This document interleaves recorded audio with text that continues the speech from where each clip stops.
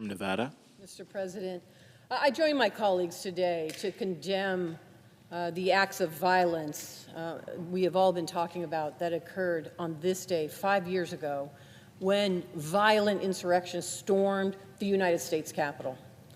5 years ago today, a mob viciously attacked Capitol police officers to try to stop the Senate from certifying, right here in this room, the free and fair election that voted Donald Trump out of office. Now, many of my Senate colleagues will never forget that day, because as I've said, we were here. I remember it very, very clearly as I was preparing to come up here to stand with the states who legally certified that election and argue against the oppositions that were coming from some of my colleagues. I remember as I was coming up here in the Capitol building, running into a Capitol police officer who was in one of the restrooms with the door open, washing his eyes out because he had been pepper sprayed. Now, I remember thinking, this Capitol police officer here in the United States Capitol has been pepper sprayed, and he is here now trying to protect himself, but most importantly, protect all of us.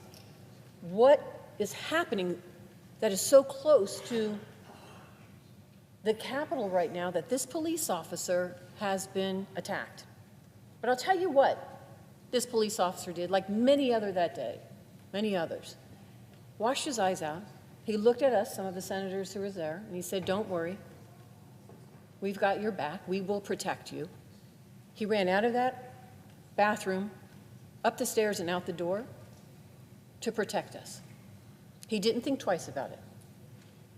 He'd already been harmed by these violent insurrectionists, but he didn't think twice. He kept being the forefront, being out there, running to protect all of us that were doing our job here on the Senate floor.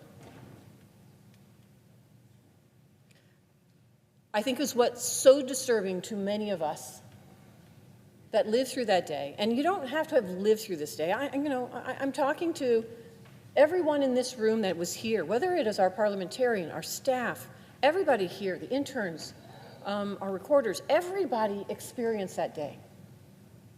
People manning the doors, everybody felt it. But you know who else felt that day? That feel just as emotional about what they saw? Was every American who was watching it unfold on TV.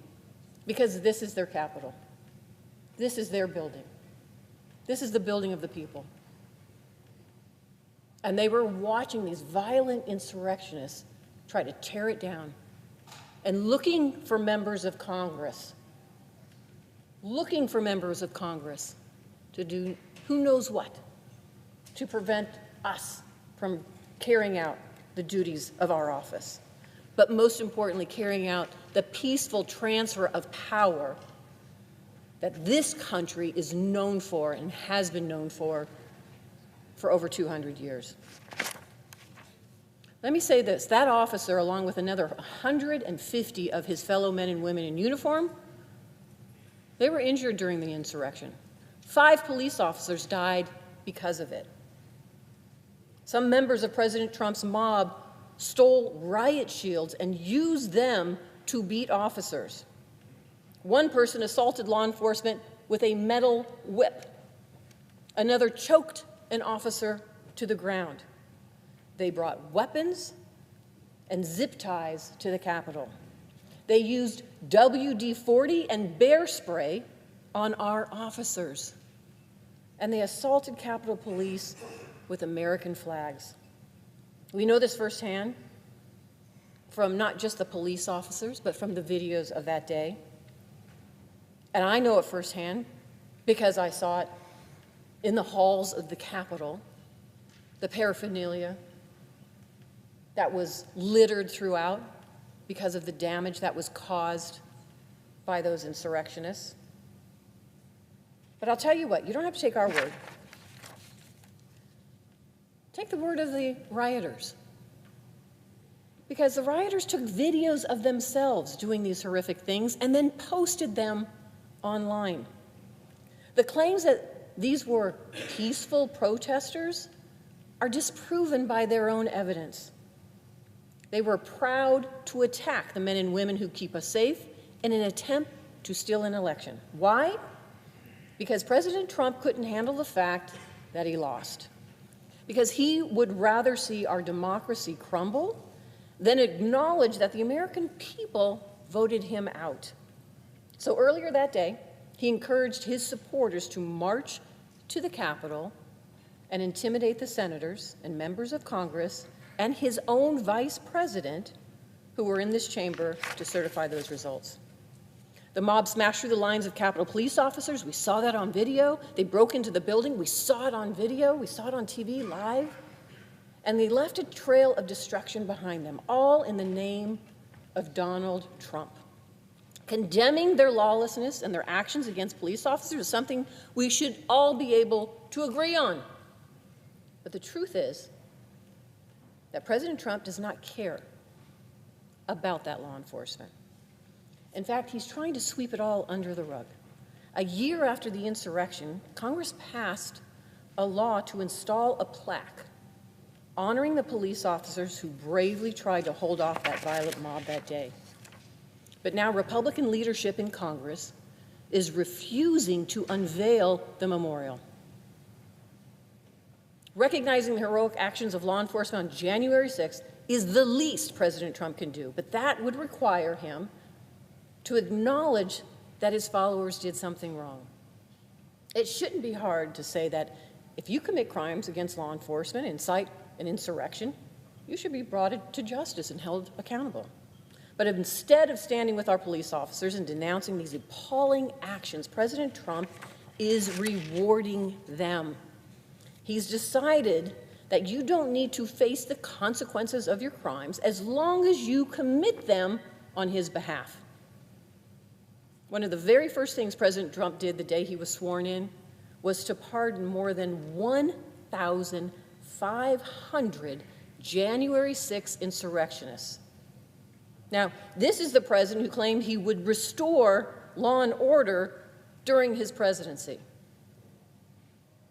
His actions go against our democracy, our rule of law, and everything we stand for as a nation.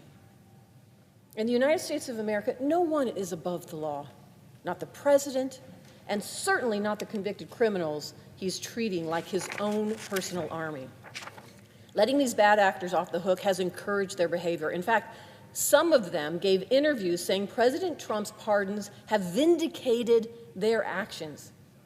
Now, remember, these were some individuals who were convicted in our criminal justice system by a jury of their peers.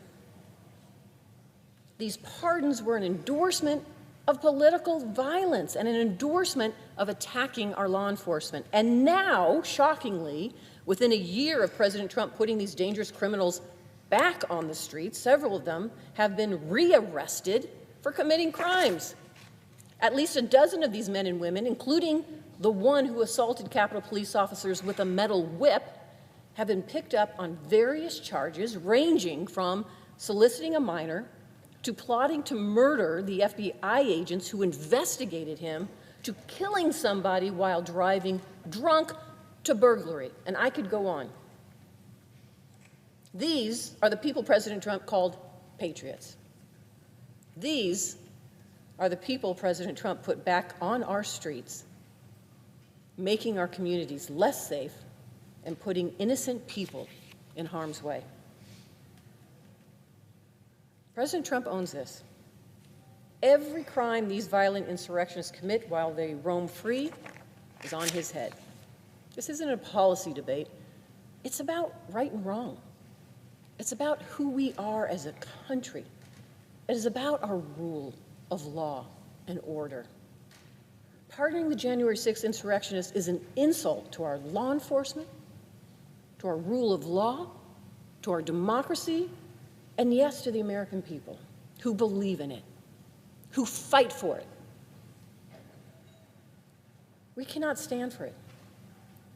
And my Democratic colleagues and I will continue not only to speak out against it, because you can't whitewash this, but also to recognize those Capitol Police officers, those law enforcement officers, those men and women who ran headfirst into harm's way to protect us and this Capitol, the people's Capitol. They will be recognized every single day. And yes, we should have a plaque and memorial and do so much more. And I'm proud of my colleagues for drawing attention to this and continuing to support and thank those men and women who risked their lives to protect our right and our democracy in this country. And with that, Mr. President, I yield the floor.